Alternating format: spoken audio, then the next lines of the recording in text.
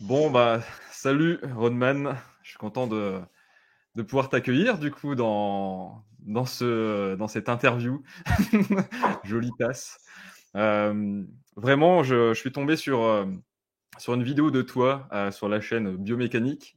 Et en fait, je crois que vous avez fait plusieurs épisodes sur cette chaîne où tu parlais d'un tas d'anecdotes sur les forces spéciales, mais pas que, sur aussi l'état d'esprit en général et pas mal de trucs de la vie. Et je me suis dit que ça serait vraiment intéressant de t'interviewer, en fait, parce que sur ma chaîne, du coup, Mental Ops, ou sur les groupes Facebook que je gère, c'est des gendarmes, c'est des policiers, il y a aussi des militaires. Ils veulent passer des tests de sélection, pas forcément toujours les tests d'unité d'élite, mais en tout cas, ils veulent évoluer. Mais je pense aussi que c'est bien d'avoir l'avis de quelqu'un ce qui est passé par là et qui, en même temps, a aujourd'hui un avis extérieur, voilà, et qui peut apporter de la plus-value à ces personnes.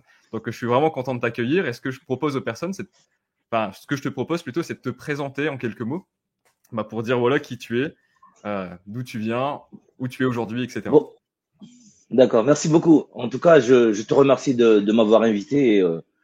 Et comme je t'ai dit au début, ça va être un interview qui va être direct et comment dire, spontané. Voilà, pour que les gens ils sachent que on n'a rien préparé et que on n'a rien écrit. Je m'appelle Rodman Jarhead. Ça, c'est mon nom sur mon Instagram. J'ai 45 ans. Je suis père de famille de quatre enfants. Je suis marié. Ma femme est américaine. Je suis franco-malgache. J'ai grandi à Madagascar jusqu'à à mon âge adulte. Et après, je suis parti en Europe, plus précisément en France. Euh, j'ai fait, euh, j'ai fait l'armée pendant presque 19 ans. Et aujourd'hui, j'ai créé ma société à Madagascar. Ça s'appelle Vukibe. C'est un tour opérateur, mais il y a beaucoup de choses qui sont dedans. Au fait, c'est un sarlu en fait qui inclut un bar, des appartements en location et je suis aussi trip designer, comme on dit, sur le sud de Madagascar. Ok. Ouais, t'as passé 19 ans dans l'armée. Aujourd'hui, t'es retourné à Madagascar, d'où tu viens au début, où t'as grandi. Et la première question que j'aimerais te poser, Rodman, c'est s'il y avait trois mots qui te définissent aujourd'hui, en tout cas qui tu es aujourd'hui, ça serait quoi les trois mots que tu dirais?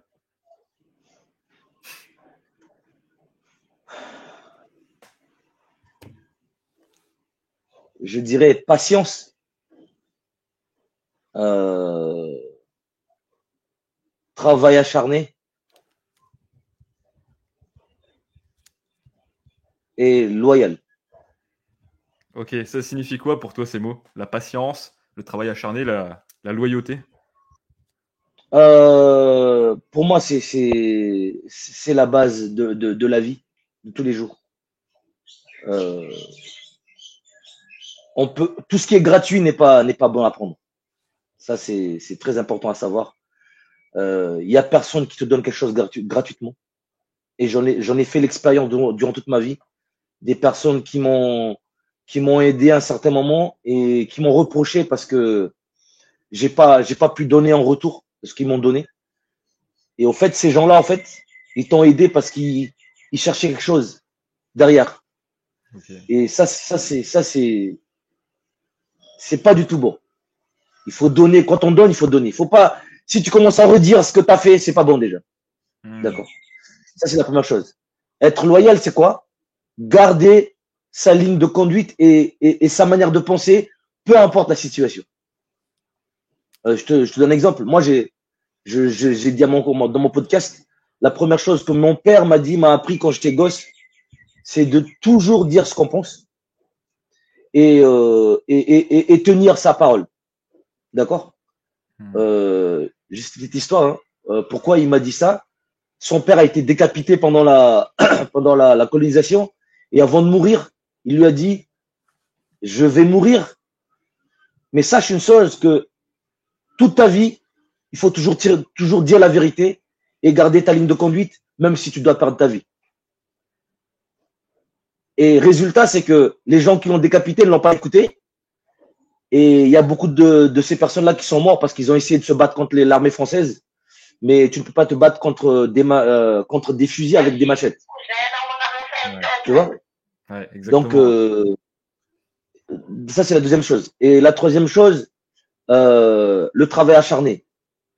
Tu ne peux pas réussir dans ta vie, peu importe ce que tu vas faire, si tu ne travailles pas plus que tout le monde.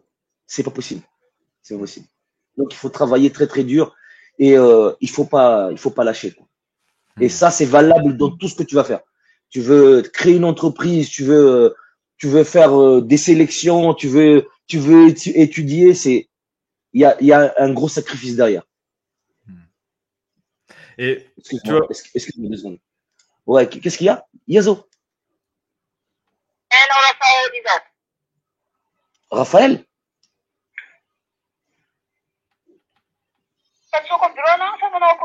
Ouais, envoie-le de mon bureau.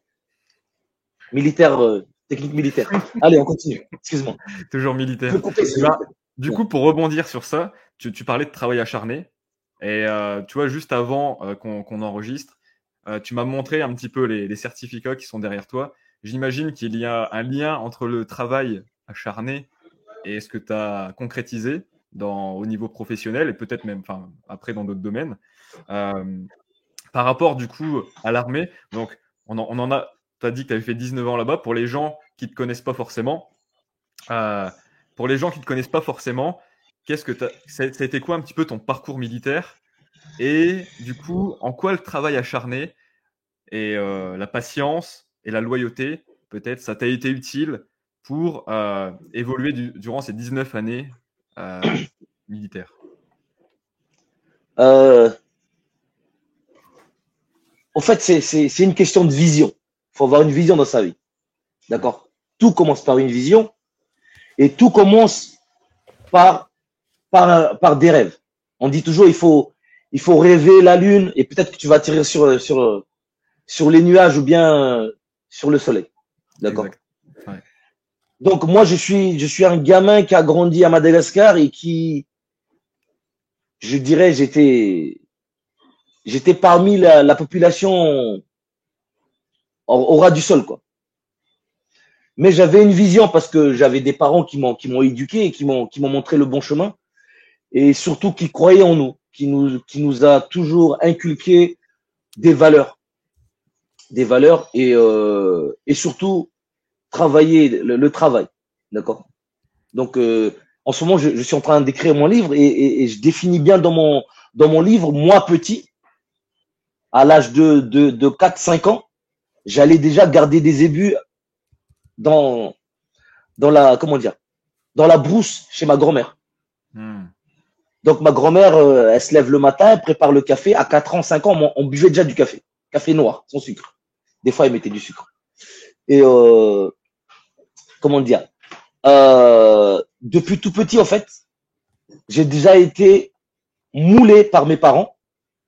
Et ça, c'est vraiment plus tard que j'ai compris que ils ont fait ça exprès pour nous donner une chance de se battre dans cette vie qui va être dure. D'accord? Donc, à 5 ans, j'allais avec mes cousins plus âgés marcher toute la journée avec un petit baluchon et avec des maniocs dedans et du miel et quelques noisettes. Et j'avais pas compris c'était quoi. Je marchais avec eux, ils m'apprenaient beaucoup de choses. On s'arrêtait, ils montraient des feuilles. Si tu veux te brosser les dents, si t'as pas de quoi te brosser les dents, tu utilises cette feuille. Comment il faut faire ses besoins quand on va dans la forêt. Comment on boit de l'eau. C'est plus tard que j'ai appris que j'étais déjà en train de faire mes formations de force spéciale. Donc tout ça, c'est quoi? C'est un mindset qui est donné par des gens qui ont vécu des traumatismes. Ma famille, je viens d'une famille, du côté de mon père déjà, qui ont vachement souffert. Voilà. Vachement souffert très jeune. Mon père a perdu son père, il avait 7 ans. Et ils se sont cachés dans une cave avec sa mère pendant presque 8 mois. Okay. Pour te dire, mon père ne mange pas de patates ni d'oignons parce qu'ils ont tellement bouffé que ça dans la grotte.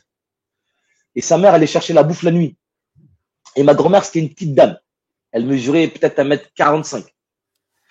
Mais elle était très protectrice et super intelligente. Et pour mes parents, en fait, nous envoyer chez la mamie, c'est déjà nous donner une bonne leçon de vie parce qu'elle sait que la grand-mère va nous apprendre beaucoup de choses. Donc, très jeune, moi, j'avais déjà une mentalité de guerrier déjà, très petit. Avec ma grand-mère, on apprenait déjà à travailler dans les champs, petit, hein, je te parle de ça, hein, à garder les ébus, à faire tout tas de choses dans la forêt. Donc, t'avais entre quoi, 8 et 12 ans déjà, là? Même pas. Non, Même j'avais pas? 5. J'ai commencé à faire ça 4 ans, 5 ans. En fait, Ok. j'ai commencé à faire ça. Après, ça a pris sur le temps, si tu veux. D'accord?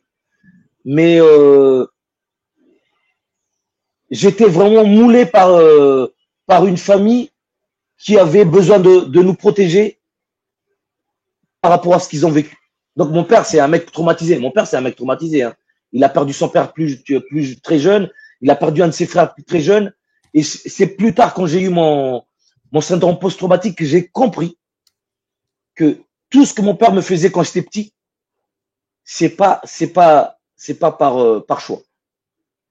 C'est parce que lui-même, lui, était traumatisé, mais il le savait pas. Mon père, c'est même pas c'est quoi un syndrome post-traumatique. C'est après que je lui ai expliqué ce que c'est. D'accord? Donc, en fait, mon père était très protecteur et il était très dur avec nous. Très, très, très dur comme mec. Mais il a toujours été juste. D'accord? Et ça, c'est un truc qui m'a marqué et qui me marque toujours aujourd'hui.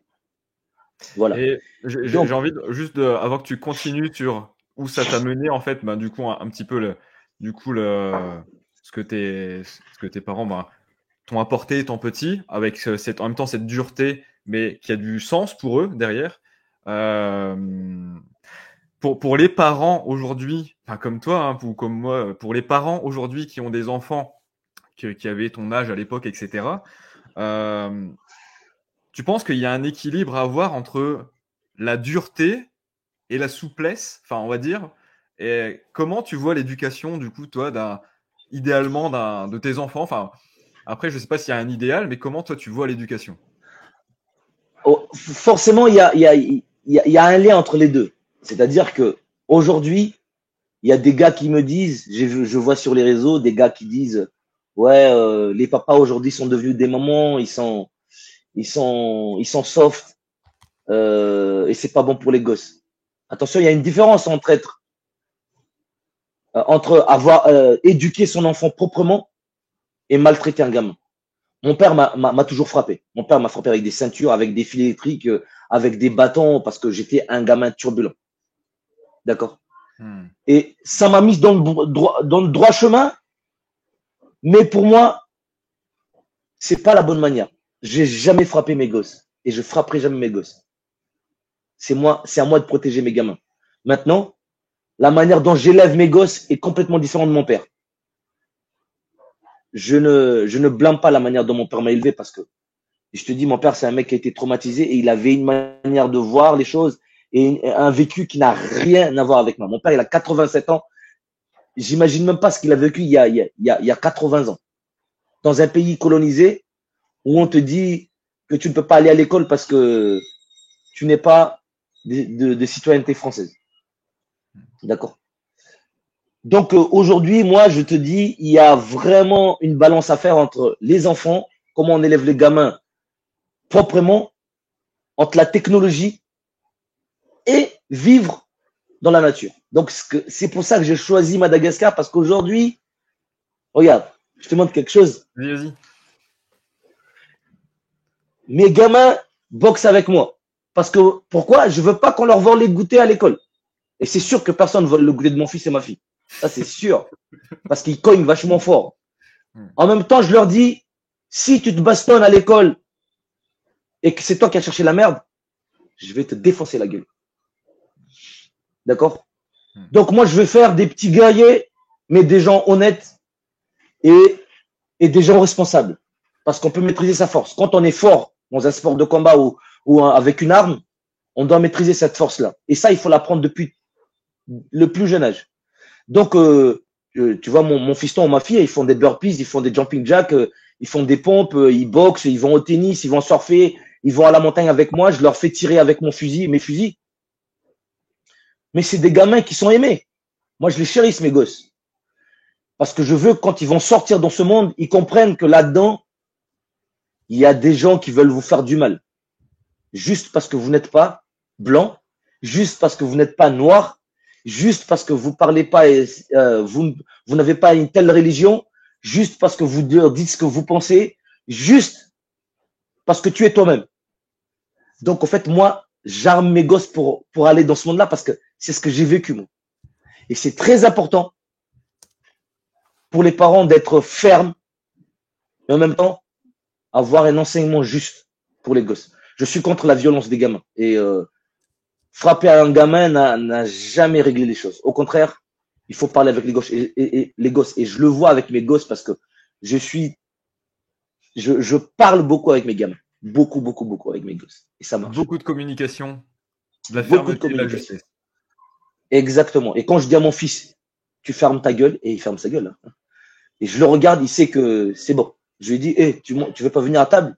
J'ai même pas besoin de gueuler, hein. Viens à table. Il s'assoit sur la table et il bouffe. Même pas. Même pas, il branche, les deux. La fille, un peu dure parce que je suis un peu dada avec elle, mais le petit, lui, il est réglé. Comment dire, comme un horloge. Tu as fixé un cadre, en fait. Et ils savent ce qu'il faut pas dépasser, peut-être. Et en même temps, voilà, il y a des limites au cadre. C'est un peu ça ou pas? Exactement. Il y a des cadres à faire et surtout, les gosses te regardent. Mes gosses regardent tout ce que je fais. Mes gosses regardent tout ce que je fais. Quand je suis en sport le matin, quand je me lève le matin et je fais mon sport ou le soir, ils viennent faire du sport avec moi. Les gosses regardent tout ce que vous faites. Donc ça, c'est tout simplement quand tu le traduis dans l'armée ou dans une entreprise, c'est comme tes employés et tes subordonnés.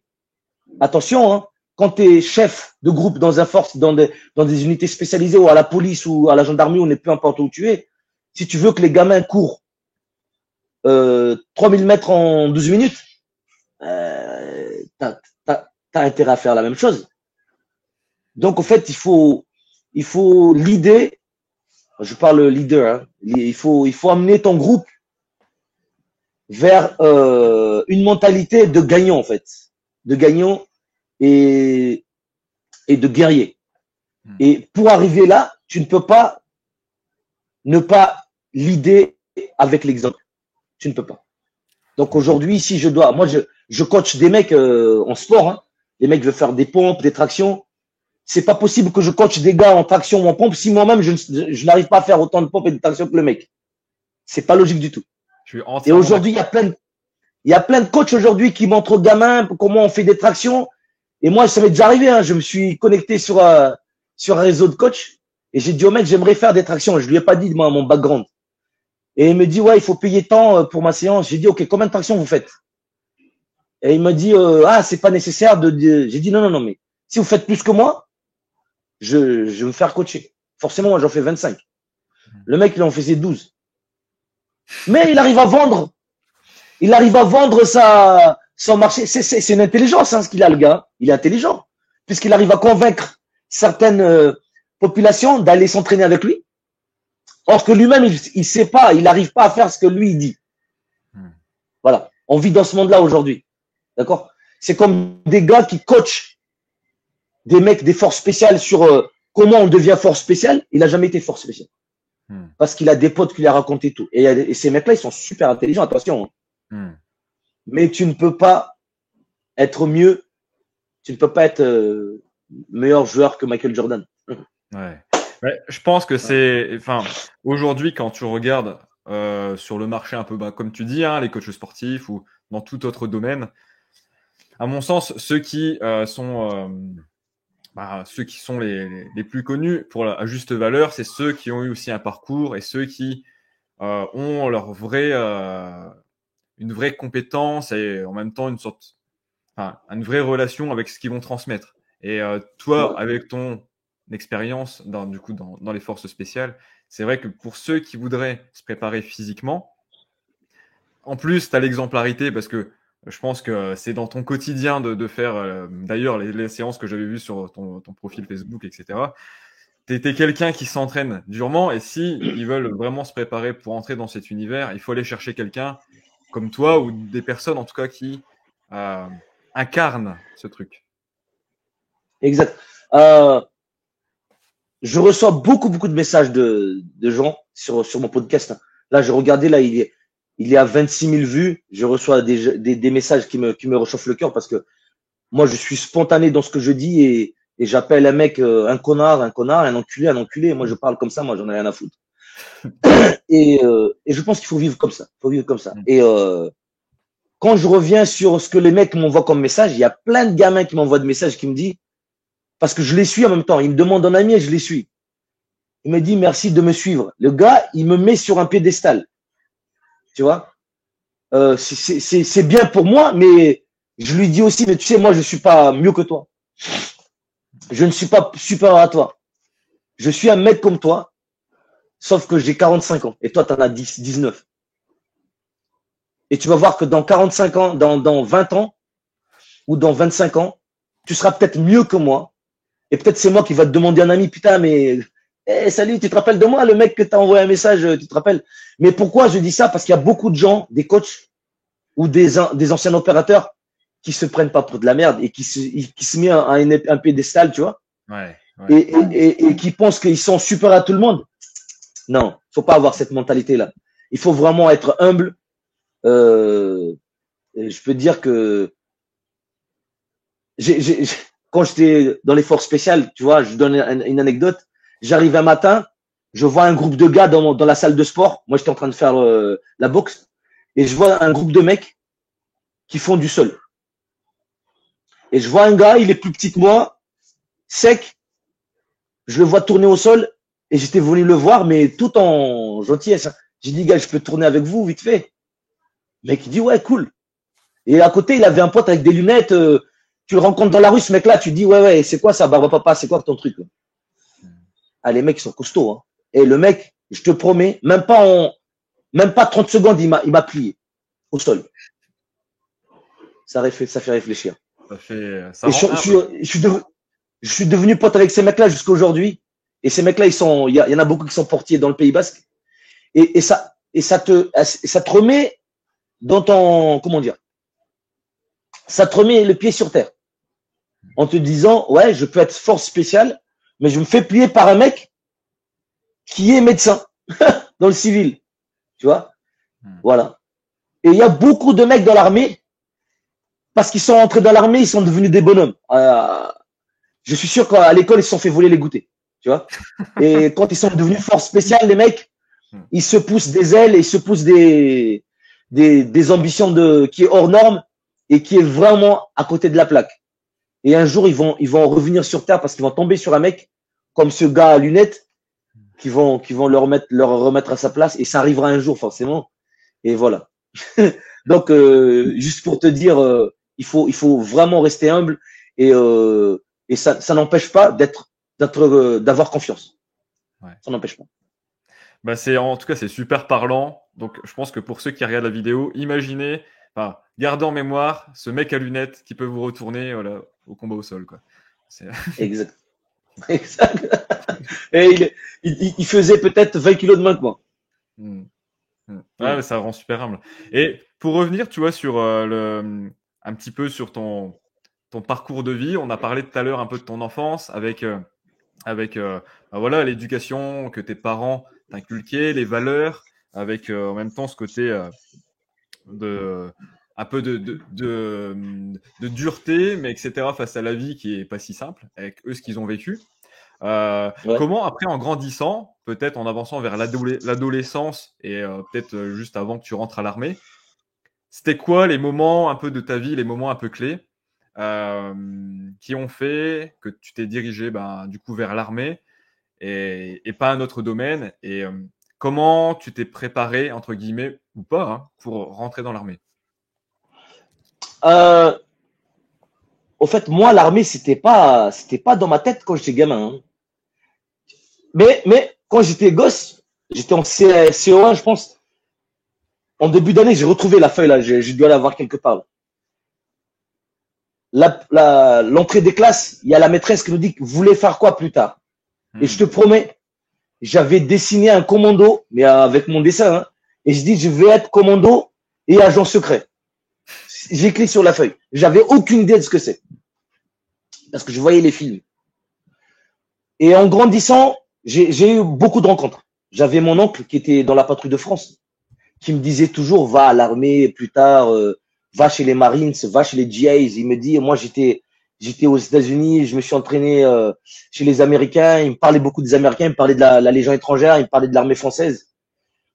Et j'avais un prêtre qui m'a vraiment appris beaucoup de choses. C'était un mec qui a fait la guerre d'Algérie, qui est devenu prêtre et qui a été dans une clergée à Madagascar. Donc j'étais enfant de cœur dans son église.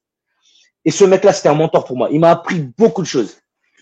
Et juste pour te dire, quand un prêtre te dit, Dieu dans la Bible dit qu'il faut pas tuer, mais il a dit, il y a des moments où tu n'as pas le choix. Il faut que tu tues pour la bonne raison. Et c'est un prêtre qui te dit ça. Et c'est un gars à l'époque, il n'y avait pas d'internet quand j'étais gosse. Hein. J'ai eu de la chance parce que ces mecs-là, c'était des databases. Ils me racontaient toute leur jeunesse, ils me racontaient comment ils sont rentrés dans l'armée, ils me racontaient. Et moi, je prenais tout. Et avec ce prêtre, je marchais des kilomètres pour aller évangéliser des villages. Et je devais avoir 9 ans, 10 ans. Ok. Et j'étais derrière ce prêtre, j'amenais son sac, l'Eucharistie et tout. Et je marchais des kilomètres. Et c'est aujourd'hui que je me rends compte que tout ça m'a servi quand j'étais dans les forces spéciales ou dans l'armée. Et on allait en pirogue, on pagayait pendant 2 heures, 3 heures dans des pirogues pour aller un dimanche prier dans des villages vraiment reculés de Madagascar. Donc, tout ça, en fait, ça m'a vraiment aidé à forger mon caractère. Mais sans parler d'aller à l'armée pour l'instant. Hein. C'est juste avoir un caractère de bâton. Et quand j'allais à l'école, au collège par exemple, j'étais dans un monde où les gamins de ma classe ignoraient ce que je faisais le week-end. Ils n'avaient aucune idée. Ils pensaient que j'étais un gamin qui était comme eux, qui restait chez moi, qui me branlait les couilles. Mais en fait, non. Je marchais, j'allais découvrir les choses, j'allais parler avec des personnes âgées.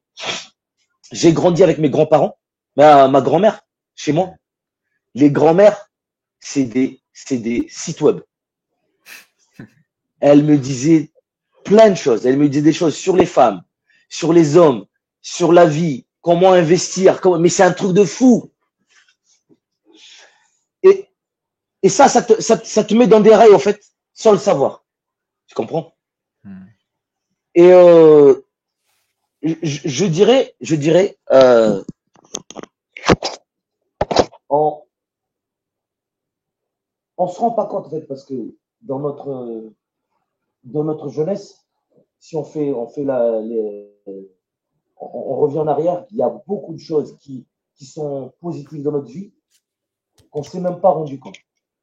On ne savait même pas que c'était un truc qui allait changer notre vie et qui allait révolutionner notre vie.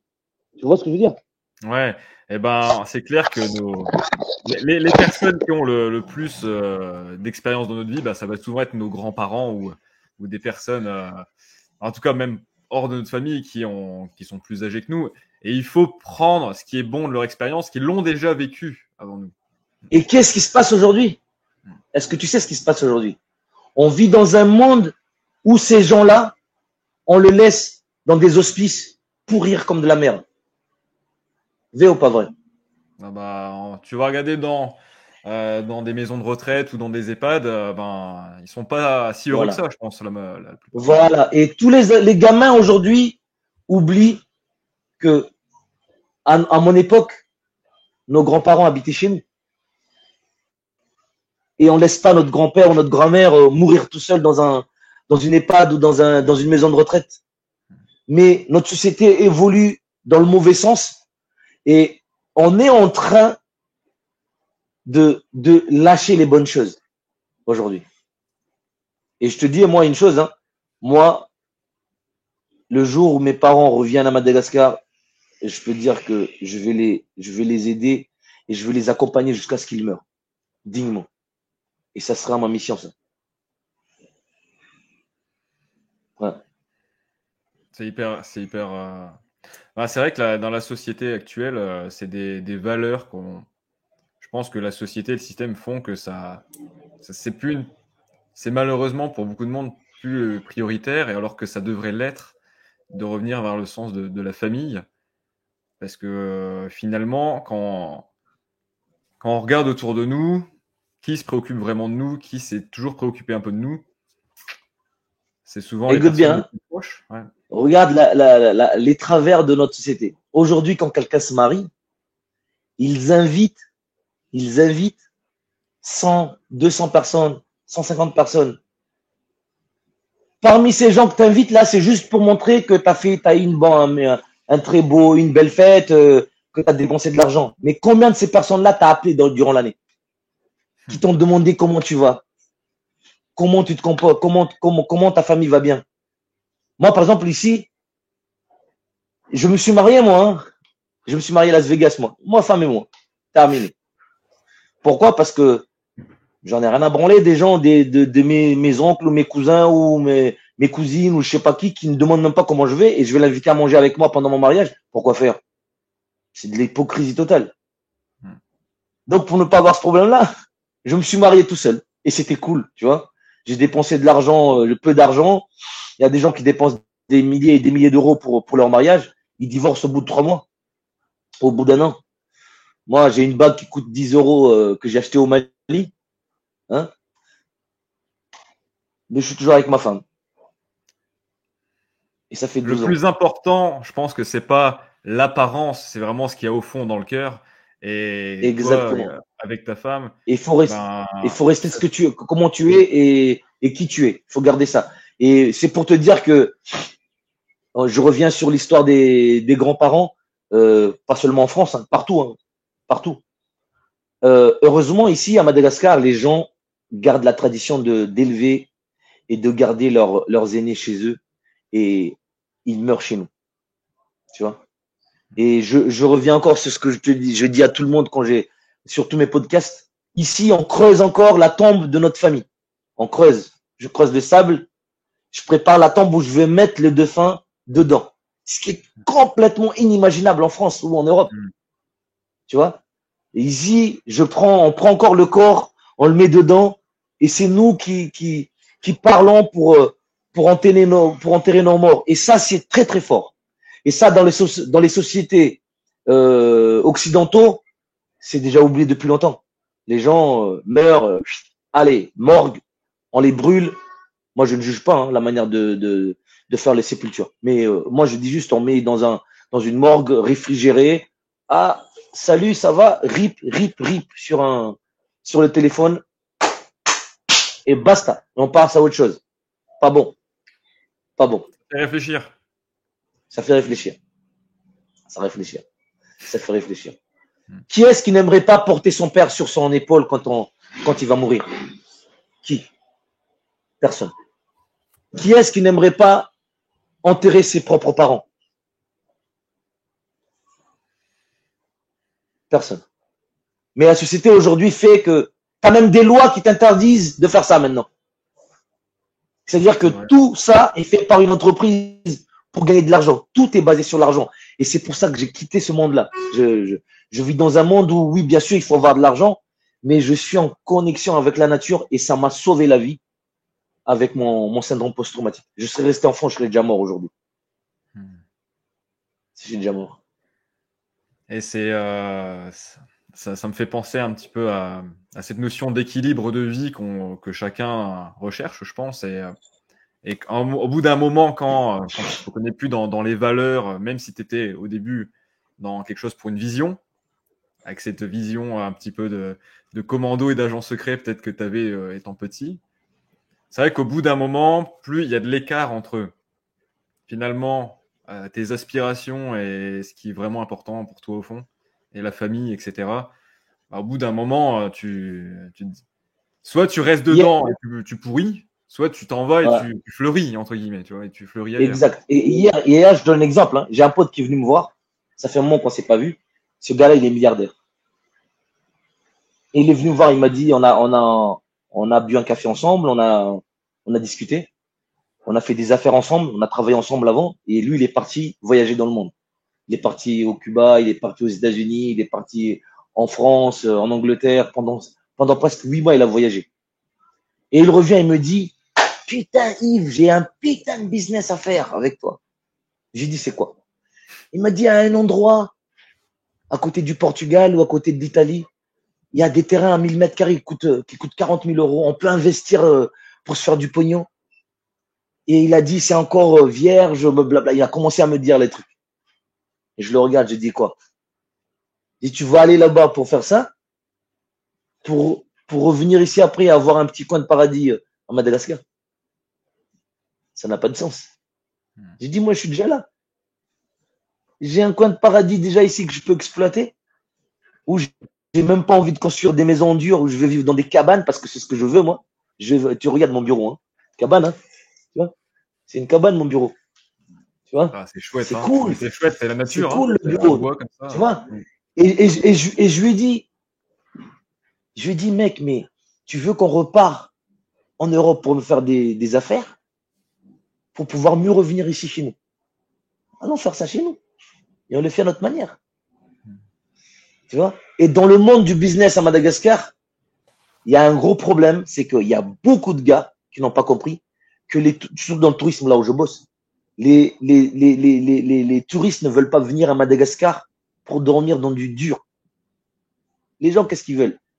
Toute l'année, les mecs, ils sont dans des maisons en Europe, en France ou je sais pas, aux États-Unis, dans des maisons, dans des appartements.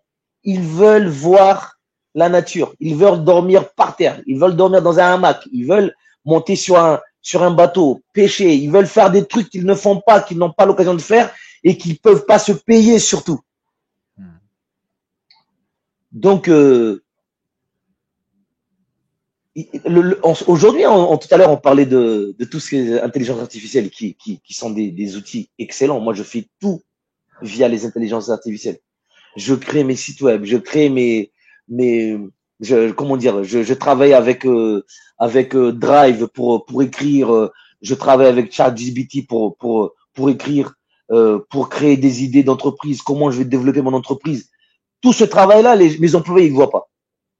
Mais moi, je suis toujours en train de bosser sur un truc pour pouvoir aller dans la durée. Et de toute façon, tu ne peux pas te passer de ces outils-là pour développer ton entreprise. Et quand j'explique à un employé ici ce que c'est ChatGPT, quelqu'un qui n'a jamais été à l'école, il ne comprend pas. Mais j'arrive quand même à lui donner une idée de ce que c'est. Juste pour te dire qu'il faut avoir une balance entre ce monde qui est super développé et qui va jamais arrêter. Aujourd'hui, tu as des robots police à New York. Je ne dis même pas le jour quelqu'un va hacker ces robots-là et qui vont commencer à vouloir faire ce qu'ils veulent tout seuls. Ça va venir. Hein. On rigole, mais ça va venir. Et vivre ici dans un pays comme Madagascar où tout le monde se plaint de notre niveau de vie et de la manière comment on est géré dans le pays. Mais ici, on a une liberté. Je te le garantis. C'est vraiment, c'est essentiel. Mais ce que tu disais aussi là, ça me fait penser à, il y a, je pense, on peut se mettre dans deux types de personnes. Les personnes qui vont toujours voir dans la société le négatif, voir ce qui ne marche pas, voir ce qui est décadent, voir il va avoir l'intelligence artificielle, ah bah c'est mauvais parce que c'est ça, ça, ça. Et du coup, rentrer dans un mode un peu de frustration, de victimisation constant. Et les journaux en Europe, je ne vais pas citer des marques, mais les journaux télévisés qui partagent l'actualité, entre guillemets, ça entretient un petit peu ce côté-là. Et il y a d'autres personnes, je pense que j'ai l'impression, en tout cas, que tu en fais partie, etc. Et moi, j'essaie en fait de faire partie plus de ces personnes-là, même si voilà, il y a du bon dans les deux côtés, mine de rien, parce que voir le mauvais choix, ça permet d'anticiper, parfois. Mais en tout cas, il y a les autres personnes qui vont dire, ah, il va y avoir ça, c'est quoi s'il y a un problème, c'est quoi les solutions? Si il y a ça qui arrive, c'est quoi l'intérêt de l'intelligence artificielle? Et tu me dis finalement, bah toi, ça peut aider et ça va pas forcément remplacer l'humain du jour au lendemain, etc. Mais ça peut apporter. Et il y a deux Exactement. manières de voir les Exactement. choses. Et du coup, je sais Exactement. pas si ça te parle ce truc-là, Rodman, mais Oui, oui, bien sûr, bien sûr. Et dans tous les, regarde, tous les jours, on fait du sport. Tu vois? Tous les jours, moi, j'essaie de faire du sport tous les jours pour entraîner mon corps. Mais combien de personnes dans ce monde ne musclent pas leur cerveau? Les gens, il y a beaucoup de personnes dans ce monde, sur la Terre, qui ne savent pas que dans le cerveau, il y a un endroit que tu peux muscler pour avoir un quotient d'intelligence meilleur et pour pouvoir contrôler ton corps. Beaucoup ne savent pas. Même moi, je ne savais pas ça avant.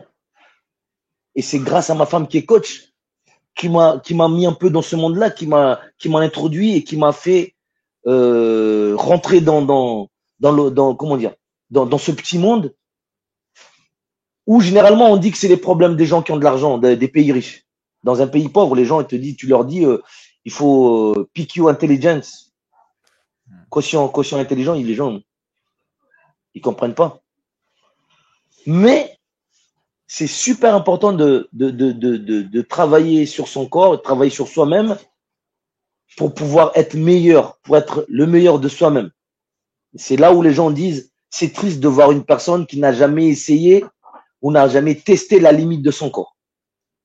Si tu meurs demain sans avoir poussé ton corps à la limite tu peux aller, tu n'aurais pas vécu. Moi, je suis un mec aujourd'hui, si je meurs, même maintenant là, franchement, j'ai bien vécu. J'ai tout fait. J'ai tout fait. Franchement, j'ai tout fait. J'ai tout fait inimaginable. Ces choses inimaginables. Et je sais ce que je veux donner à mes enfants, passer à mes gosses, que ce soit en termes de relations, que ce soit en termes de business, que ce soit en termes de mindset, que ce soit en termes de physique. Par exemple, aujourd'hui, tous les jours, je dis à mes gosses, no steroid. Mes enfants parlent anglais. Je leur dis, il ne faut jamais prendre de la stéroïde. Tu peux être balèze, costaud, par le travail, sans prendre de la stéroïde. Donc, je lui montre les photos des gens shootés aux stéroïdes. Moi, je suis un mec à l'armée, j'ai failli prendre la stéroïde. Une fois. Mais j'avais tellement peur parce que il y avait trop de choses que je comprenais pas dessus. Il fallait expliquer. Il y avait, comment dire, ils appellent ça une descente, je sais pas, stabiliser un truc. Et j'ai dit, laisse tomber. Et j'ai des potes qui l'ont fait et qui le font toujours. Pourquoi? Parce qu'ils veulent atteindre un niveau sans trop te donner de mal. À la fin, tu payes. Les stéroïdes, je dis à mes gosses, les stéroïdes, c'est des crédits que tu ne pourras jamais rembourser. C'est comme si tu fais un crédit à la banque, mais tu sais à la base qu'en faisant ton crédit, tu ne pourras jamais rembourser l'argent que tu as pris. C'est exactement ça. C'est ce que j'ai dit à tous les gamins qui me demandent si je prends des stéroïdes. Non, j'ai failli en prendre. Et je peux jurer sur la tête de mes gosses ça. J'ai failli en prendre et j'ai jamais pris des stéroïdes. Et je n'en prendrai jamais. Donc, tout ça, c'est super important de cadrer ces choses-là. Donc, soit vous prenez le chemin des stéroïdes, qui est plus facile, soit vous prenez le chemin de l'entraînement, du travail acharné. Tous les jours. Et plus dur, mais qui rend plus fier. Qui rend plus fier. Et sur le long terme, ça paye. D'accord? Aujourd'hui, je te donne un exemple. Cette semaine, il y a 3 mecs qui sont rentrés dans mon bar. Moi, je travaille le soir dans mon bar. Des jeunes, hein, balèzes, costauds, grands. Le mec, il me dit, il paraît que tu étais un ancien militaire et tout. J'ai dit, ouais. Il m'a dit, je suis sûr que je peux te battre au bras de fer. Je lui ai dit, ok, si tu veux. Et je dis, moi, je suis pas très fort au bras de fer, mais si tu veux. Il a dit, on parie. Je dis, ok. Il met l'argent, je mets l'argent. Boum! Premier coup. Oh, le jeune, il me regarde. Il doit avoir 22 ans. Il est costaud, hein? Il me regarde, mais il a dit, t'as quel âge? Je dis, j'ai 45 ans. Et sa copine est à côté. Et je regarde sa copine me regarde, elle a compris que le gars, c'est un tocard, en fait. Et là, il dit à sa copine, sors de l'argent, sors de l'argent. Il sort encore de l'argent. 200 balles. Il met là. J'ai dit encore, t'en veux encore? Ouais. Boum! Tombé. Au bout de 3 fois, il est blasé. Il me dit, mais putain, mais comment ça se fait que tu es si fort alors que tu es plus petit que moi? J'ai dit, je fais du sport depuis que j'ai 15 ans. Et quand je vois, je dis, comment t'as le ventre là? Ça m'aurait étonné que tu m'aurais battu. Attention, je dis pas que les gens qui ont des ventres ne sont pas costauds, hein, mais tu vois une personne qui est fort. Ça, tu le sens. Quand un gars est costaud et quand il a un bon background, ça se voit. Ça se voit. Tu vois?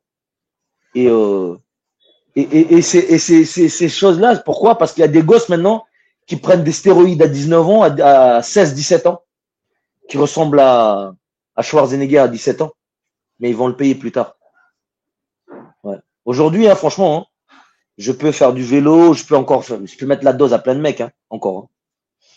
Mais je reste humble sur ce que je fais parce que je sais qu'il y a toujours un mec plus fort que moi. Il y a toujours un mec plus fort que moi. Dernièrement, il y a un mec qui est venu me voir, il voulait faire du vélo avec moi. Il m'a dit, ouais, je fais du vélo depuis des années. Et c'était un mec, je voyais ses photos, il faisait des vélos de course. Et devant ses potes, il me dit, dans mon bar, pareil, hein, il me dit, je peux te niquer la gueule au vélo en me disant que c'était son truc, quoi. Et je lui regarde, je lui dis, écoute, j'ai dit, tu sais, moi, ça fait longtemps que j'ai mis mes couilles sur une table. Ça fait ouh. J'ai dit, toi, tu le découvres aujourd'hui dans un bar à l'âge de 45 ans. Mais moi, j'ai dit, j'ai mis mes couilles quand j'avais encore 19 ans. Même avant ça. J'ai dit, j'ai rien à te prouver. Et je suis même sûr que si on monte sur un vélo, c'est même pas sûr que tu me bats. Et Bien sûr, il m'aurait battu parce que. Tu vois ce que je veux dire? Ouais. Et tout ce que tu dis, tu vois, en fait, tu partages un état d'esprit, tu partages un petit peu une façon de vivre, d'entretenir sa santé au quotidien. Et moi, quand j'avais regardé tes vidéos avec biomécanique, voilà, il y a des trucs. J'aime bien, je porte beaucoup d'importance à ma vitalité, à ma santé. Mais quand je t'ai écouté, je me suis dit, il est super ce mec. Il vit vraiment purement aligné avec qui il est, sport, santé, éducation, etc. Il y porte beaucoup d'importance. Et je me suis dit, là avec ce que tu dis, il y a peut-être des personnes qui vont trouver ça vraiment, qui vont se reconnaître en fait dans ce que tu dis et qui vont vouloir prendre un petit peu, tu vois, de ce que tu partages. Et pour que ça soit clair pour les gens, quand tu avais 25 ans ou aujourd'hui, finalement, ça ressemble à quoi une journée type, une semaine type de roadman au niveau sport, au niveau vélo, au niveau de sa vie, voilà, au niveau alimentation un petit peu. Finalement, voilà, quelqu'un qui est passé par les forces spéciales, mais finalement, c'est pas ça ton identité. Peut-être que ça a apporté, mais qui tu es finalement, c'est quoi ta vie aujourd'hui dans tout ça? Moi, c'est simple. Moi, je suis aujourd'hui, mes routines, c'est boulot, sport, les gosses, ma femme, et j'étudie. Tous les jours, j'étudie. J'apprends des choses tous les jours. Je peux me mettre sur une table et prendre n'importe quel politicien et de lui dire s'il fait de la merde ou il est un bon politicien. Et j'ai jamais fait l'ENA ou j'ai jamais fait de la politique. Je peux m'asseoir à côté d'un mec aujourd'hui qui est ingénieur en bâtiment et tenir une conversation avec lui sur comment je construis, comment j'aménage un espace. Je fais tout moi-même ici. C'est moi-même qui construis mes maisons, c'est moi-même qui construis qui décore mes intérieurs. Je peux parler avec un mec sur les relations internationales. Je peux parler avec un mec sur les intelligences artificielles. Je peux parler avec un mec sur un peu de tout. Pourquoi? Parce que, donc quand je te parle de journée type, je me lève le matin, je suis un mec, aujourd'hui, je me laisse dormir. Je dors très mal comme personne. Je dors très tard et j'essaie vraiment d'avoir un sommeil qui récupère. Donc c'est compliqué. D'accord. Je me lève, c'est au feeling, moi. Je fais mon sport. D'accord. Je fais 1 heure de sport la journée, le matin, et je fais 1 heure de sport le soir. J'ai une salle de sport chez moi, donc j'ai de la chance. Je me suis fait une salle de sport, comme tous les gens qui veulent pas aller dans une salle de sport. Et par curiosité, après, comme tu parles de la salle de sport, par exemple, chez ouais, toi, qu'est-ce que tu as installé comme matos? Juste pour toi. chez moi, donc moi, je fais du vélo à l'extérieur. Hmm. D'accord. J'ai un vélo de course, j'ai des VTT. Je fais un peu de skateboard. J'ai un terrain de basket. J'ai monté un mur d'escalade chez moi. Dans ma salle, je peux faire du rowing, j'ai quoi faire les tractions, cage à squat, j'ai un appareil de développé couché, j'ai un appareil pour travailler le dos, je peux tout faire sur ma salle.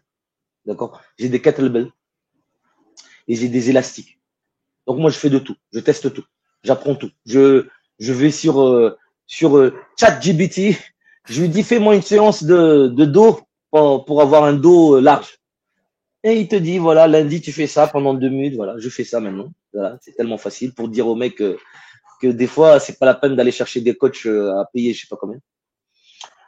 Et après, ben, je descends, je vais voir mes employés, je dis bonjour à tout le monde. J'essaie de dire bonjour à tout le monde, de serrer la main de tout le monde. J'essaie de savoir si quelqu'un a un problème. À Madagascar, ici, c'est pas, tout n'est pas facile. Je vais voir mon comptable. Je lui demande si on a de la thune. Combien on a fait aujourd'hui, combien on a fait hier.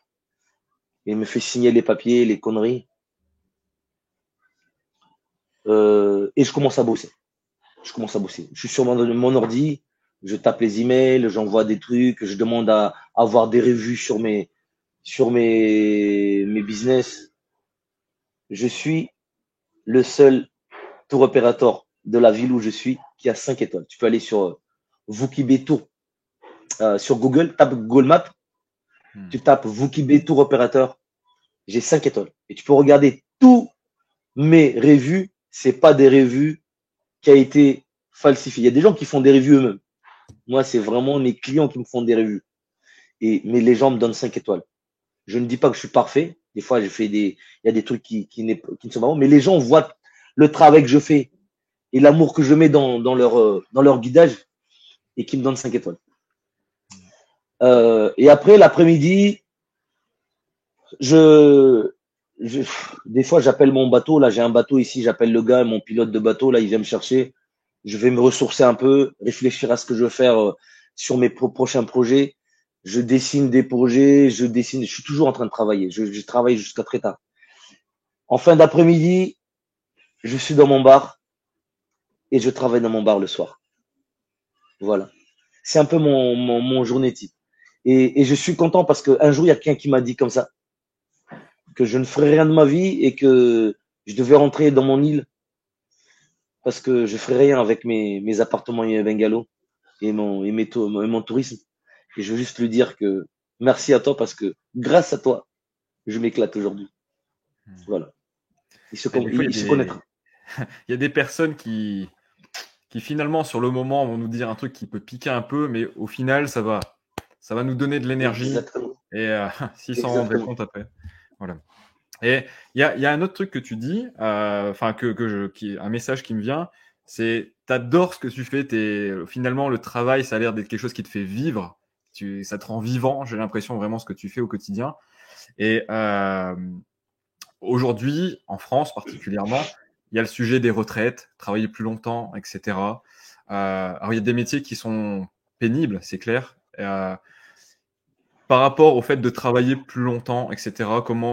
Par rapport juste au sujet de la retraite, en fait, c'est quelque chose dont tu penses, toi, que tu penses à la retraite, ou finalement, pas vraiment? Moi, je pense que tu ne peux jamais être à la retraite. Ça, c'est une utopie qu'on t'a mis dans la tête, qui n'est pas du tout un concept que moi, personnellement, j'estime. On doit enlever ce mot retraite dans notre tête en tant qu'être humain. On doit travailler. On est fait pour vivre et travailler. Mais il faut travailler avec plaisir. C'est quoi le problème d'un mec qui veut être à la retraite? Il se fait chier dans son travail. Il n'aime pas ce qu'il fait. D'accord? C'est pour ça que j'ai pris la retraite de l'armée, parce qu'au bout d'un moment, je me suis dit, tout compte fait, à l'âge de 40 ans, c'est pas vraiment ce que je veux faire jusqu'à ma mort, quoi. Parce que physiquement, déjà, c'est pas possible pour moi. Et en plus de ça, il y a des choses qui va à l'encontre de ma manière de voir les choses. Et du coup, j'ai arrêté. Mais il faut avoir des coups pour faire ça. Il y a des gens qui n'arrivent pas. Moi, j'ai des potes qui m'ont dit depuis presque 10 ans, ah, ça me casse les couilles, je vais partir de l'armée, ils sont toujours là. Il y en a qui sont partis sur un claquement de doigts. Ils ont créé leur entreprise. On vit dans un monde aujourd'hui où on est dominé mentalement par un groupe de personnes. D'accord? Je le vois parce qu'aujourd'hui, je suis mon propre patron, je fais ce que je veux. Je dis ce que je veux. Je dis ce que je pense à tout le monde. J'en ai rien à branler. Avec le respect, bien sûr, mais avec les mots qui vont bien. Pourquoi je peux me permettre de faire ça? Parce que je suis libre. Hein? Je prends toujours l'exemple d'un mec qui travaille pour Bolloré ou je sais pas, qui travaille pour Arnaud Bernard ou je sais pas, dans les journaux là. C'est les journalistes. Les journalistes, c'est quoi? Les journalistes, c'est des clébards, les journalistes. Les clébards de ces gens-là. Pourquoi je vais te dire ça? Prends une voiture. T'es patron. T'as une bagnole, une limousine. T'es dans la bagnole. Le chauffeur conduit. Le chauffeur, c'est un mec super intelligent. Il sait conduire. Il a été garde du corps du président. Il sait faire un tête à queue, tout ce que tu veux. Conduite offensive, défensive. Mais le gars, quand tu lui dis, va, tourne à droite, au fond de la rue, il tourne à droite. Pourquoi? Pourquoi? Parce qu'il travaille pour toi. Quelque part, c'est ton esclave. Sans parler du mot esclavagiste dans le sens où on le fouette. Non. Tu vois ce que je veux dire? Donc, quand les gens ils disent, ils travaillent pour une société, des journaux. Ah, nous, on est des journaux, on dit ce qu'on pense, on dit ce qui est juste et ce qui est vrai. C'est faux. C'est faux. Il faut arrêter de regarder la télé. Moi, je regarde même plus les journaux, moi. Je regarde les journaux juste pour voir des lignes, pour garder ma manière de penser. Et voir c'est qui les gens qui sont valables. Mais en fait, il n'y en a pas. Il n'y en a pas. Donc aujourd'hui, si un patron conduit une bagnole et qu'il dit, monsieur Bolloré, par exemple, s'il dit à son employé, ah, mais tu parles contre le président de la République, mais tu vas être viré, toi. Le mec, il va fermer sa gueule. Ouais. Ou tu parles d'un sujet qui ne va pas vers son intérêt, il va te dire, hey, les gars, hey, vous faites quoi là? Ça, c'est ma radio, c'est ma télé. Ça n'existe pas une chaîne de télé, moi je parle des journaux, qui n'est pas orientée. Ça n'existe pas. Le seul endroit où tu vas pouvoir choisir par toi-même, c'est de chercher des informations et de le regrouper. Et c'est ce qu'on appelle, dans l'armée, tout simplement faire du renseignement et regrouper le renseignement, ce qui donne, dans l'armée, on dit un faux A1. Ça veut dire que tu ne peux pas, comment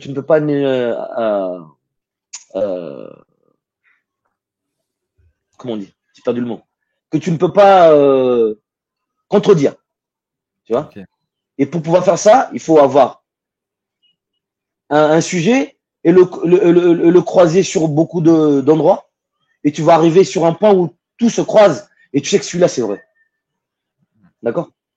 Quand on parle aujourd'hui d'un truc tout con, les voitures électriques. Ouais. Tout le monde trouve que c'est super beau, hein, une bagnole électrique en France, aux États-Unis. Mais va dire ça à l'Africain qui creuse dans les mines. Le dégât que ça fait. L'exploitation humaine que ça fait.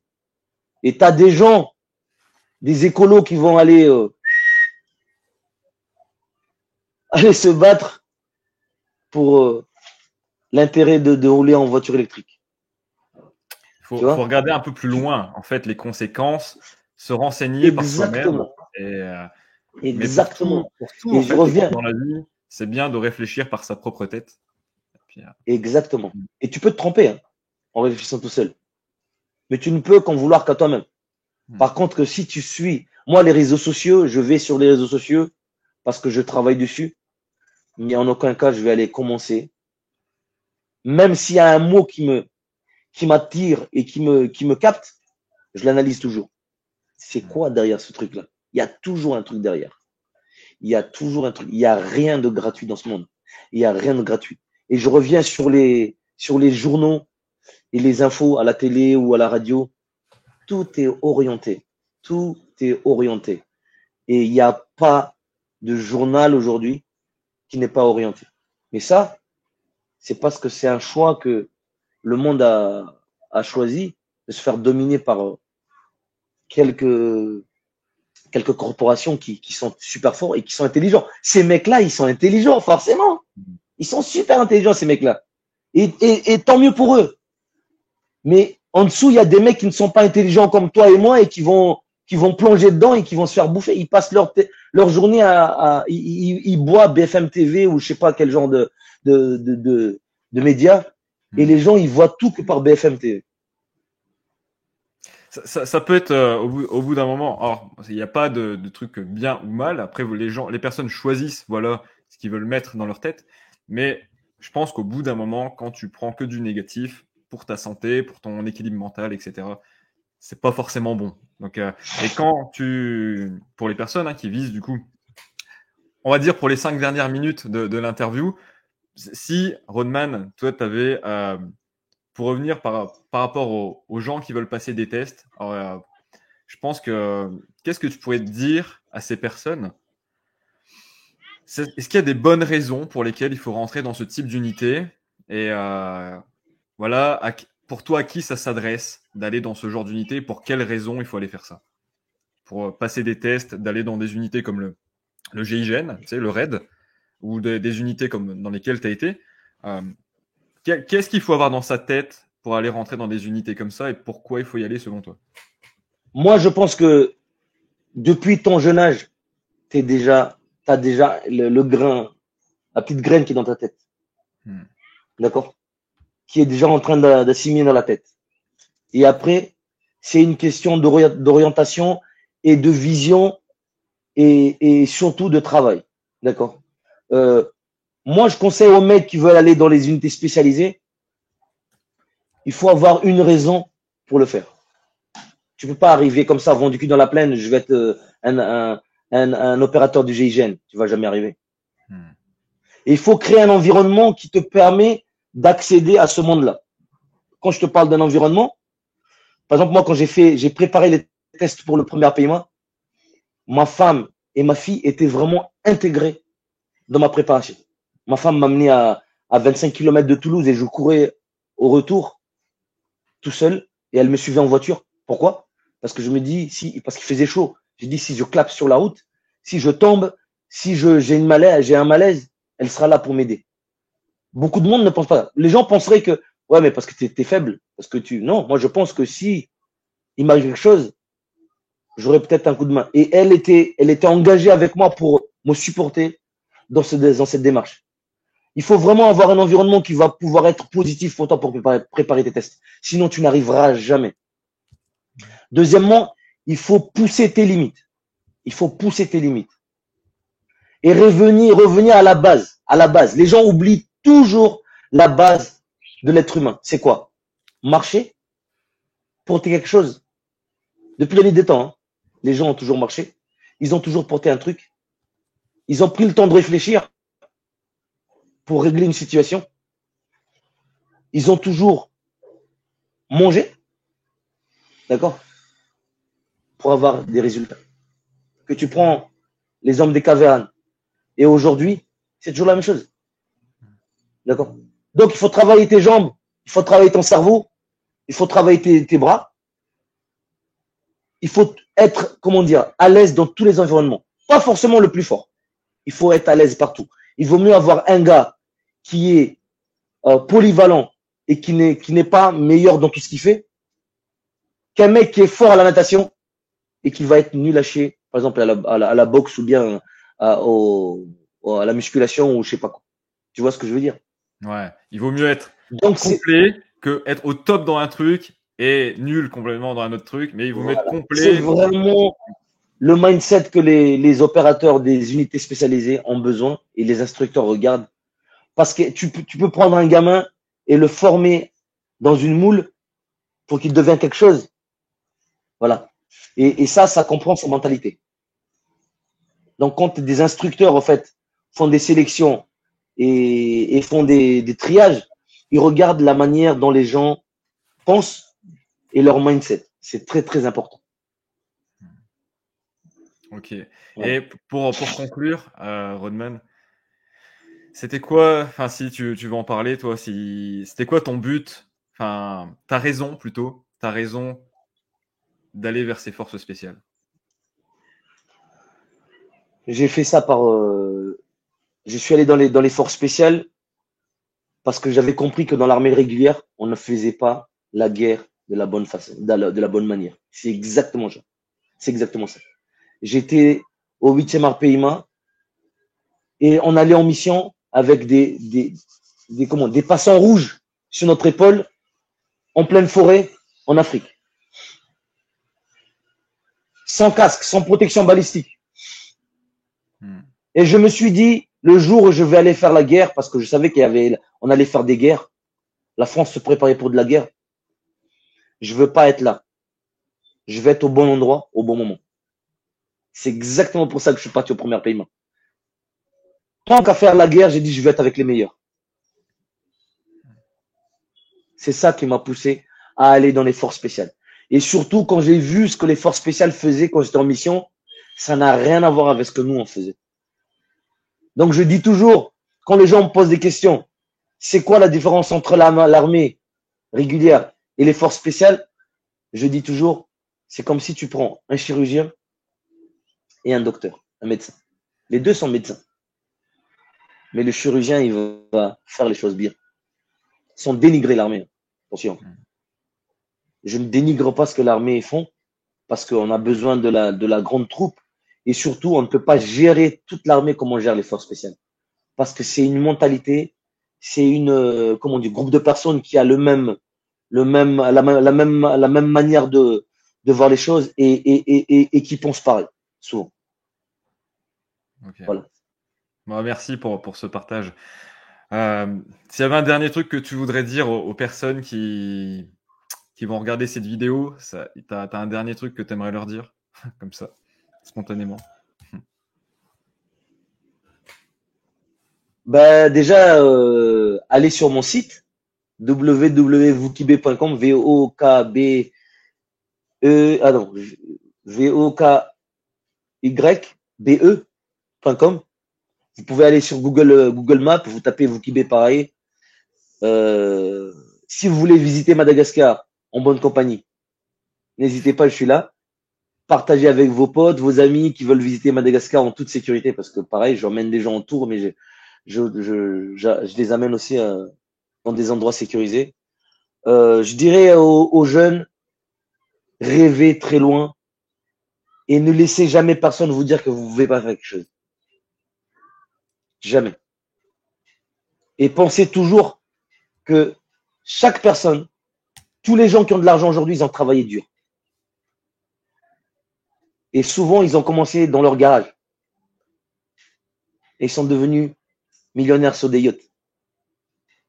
Mais le but, ce n'est pas de devenir millionnaire, milliardaire, je veux dire. C'est d'être une personne bien dans sa tête. Et qui va faire du bien à sa communauté. Exactement. Si tu as de l'argent et que ton argent ne sert à rien qu'à frimer, qu'à montrer que tu as de l'argent et à rabaisser les autres, tu ne sers à rien. Si ton argent te sert à servir ta communauté, tu n'as pas besoin d'aller à la messe. Tu n'as pas besoin d'aller dans une église. Ça, c'est ton église, mon gars. Voilà. Merci pour ce message. Vous allez vraiment réécouter même plusieurs fois cette interview avec Rodman. C'est très riche. Ça ouvre l'esprit, je trouve. Merci vraiment à toi d'avoir accepté ce partage. Croyez en vos rêves et Et, avancez, les amis. et n'hésitez pas à suivre mon Instagram, Rodman Jared avec 2 H, parce que l'ancien a été fermé. Ça marche. Voilà, Ben, je partagerai ça. Tu me redonneras les liens si tu veux. Je partagerai ça sous la ça vidéo. marche. Ça Ça marche. marche. Merci, Rodman. Je te remercie. Bonne soirée à toi et prends soin de toi. Et n'hésite pas, si tu viens à Madagascar, je suis là. Avec plaisir. On va en reparler. Ciao. Veluma. Veluma. On dit à Madagascar, Veluma.